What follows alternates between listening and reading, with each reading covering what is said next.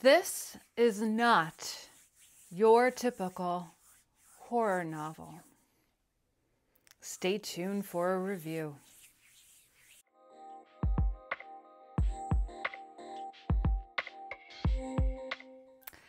I don't read historical fiction. It is one of my least favorite genres to dive into. But sometimes, when certain elements are present, it's magic for me. It's magic for me. I literally finished 10 minutes ago The Buffalo Hunter by Stephen Graham Jones. Thank you so much to Saga Press for sending along an advanced reader copy. This was such a ride. Let's get into it. So Stephen Graham Jones is a favorite of mine on social. I've read a number of his novellas. I'm not really a slasher type, so I haven't done the, I was a teenage slasher, any of those types of books. Just not for me yet.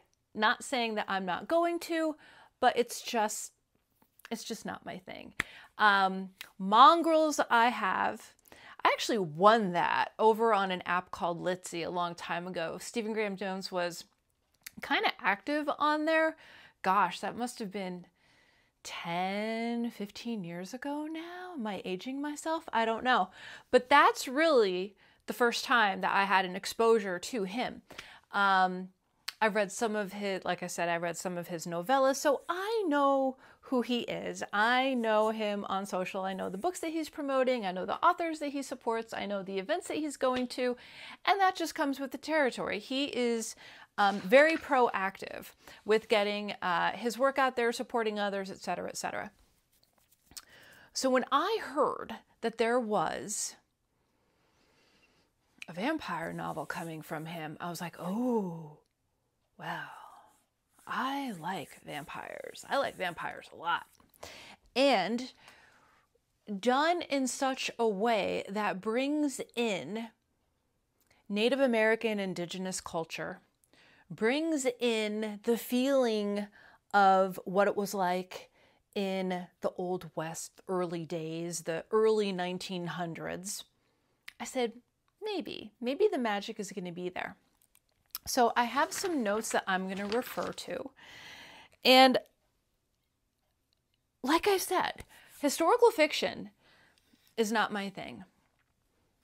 Historical fantasy, I do like. Now, I think this is historical horror.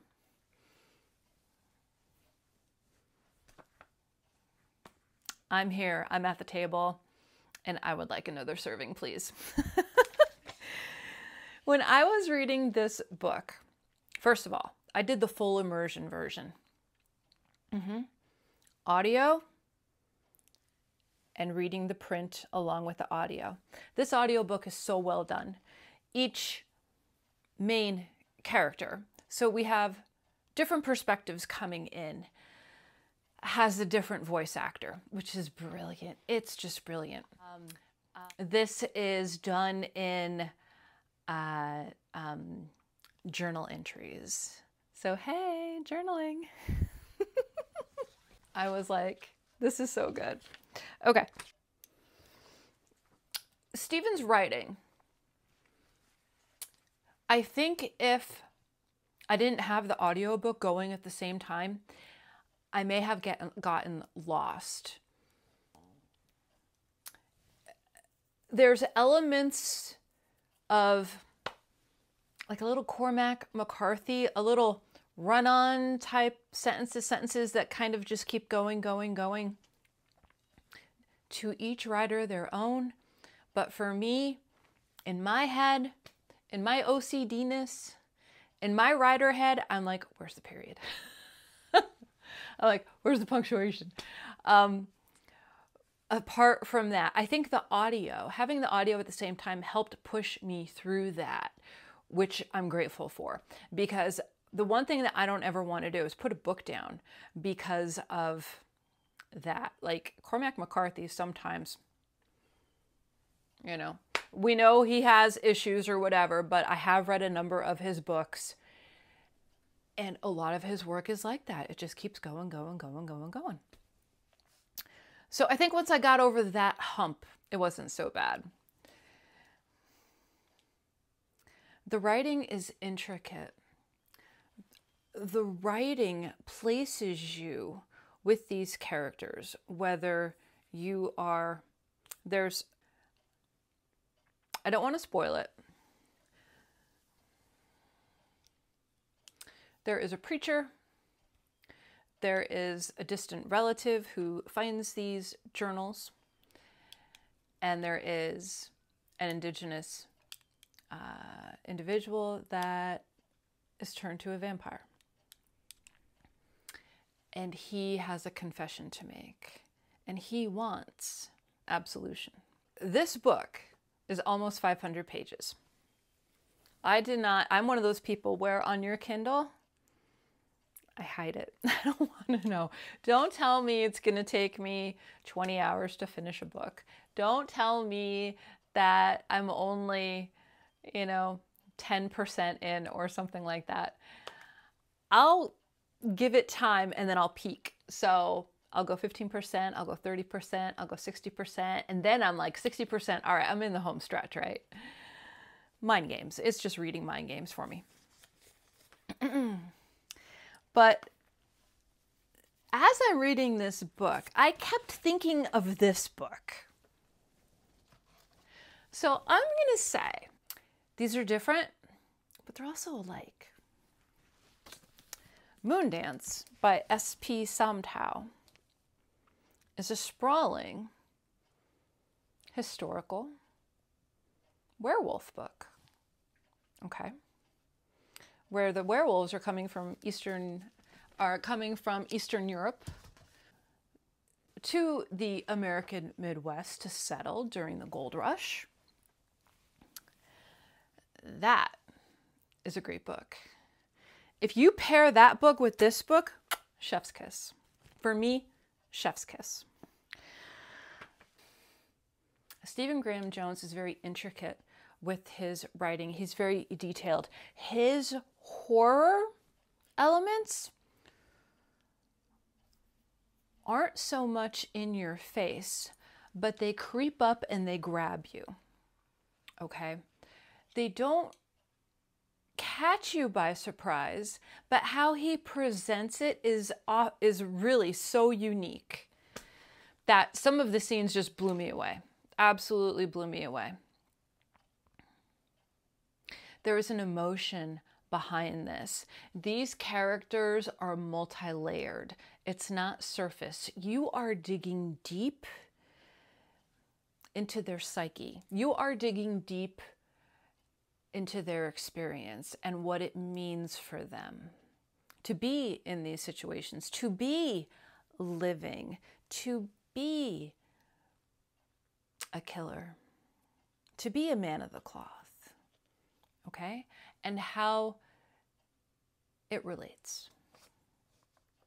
And how they all relate to each other in the webbing of this story. Okay, so in my opinion, there is enough history for a historical fiction lover to read this. There's also enough horror for a horror reader to love this. As I am filming this on Sunday, March 30th at 10 to 4 in the afternoon, this book is number 4 on the New York Times bestseller list, as so it should be. This book is perfect for the upcoming event that's going to be announced super soon called Horror Mayhem, where people are encouraged to read horror books in the month of May. This would be a great one. Yeah. This book also would be a great pick for June on the Range. June on the Range is where we encourage people to read Westerns and books that take place in the West during this time period. So I'm going to say that if you enjoy Historical fiction, horror, one or the other. Let the two come together and read it. Just read it. Is there violence in this? Yes. Vampires aren't cute and cuddly. These aren't Twilight vampires, okay? These are creatures. How they are described in the book is very feline-like. Catman, one of them is referred to, because of how they are on all fours and then they're upright, how they are stealthy, and how they are prowling. But it's done in such a way that it fits in the story. Not one point where was I revolted. I'm just like, oh, okay.